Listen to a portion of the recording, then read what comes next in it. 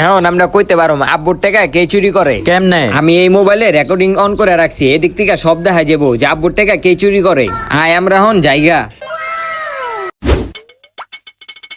দরজা বন্ধ কইরা ঘুমাই।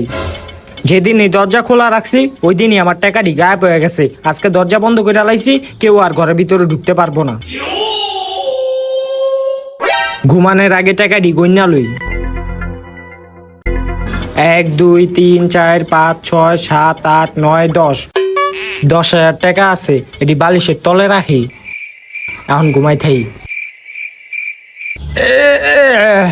সকাল 8টা বাজে আছে, এখন আমার টাকাটি দেখি। হ্যাঁ হ্যাঁ, আমার টাকাটি কো? কেটা নিল আমার টাকা? দরজা কেউ খোলে নাই তো? দরজা তো ঠিকই লাগাই না আছে, তাইলে আমার টাকাটি কে নিয়ে গেল গা? মনে হয় এই ঘরে ভূত থাকে।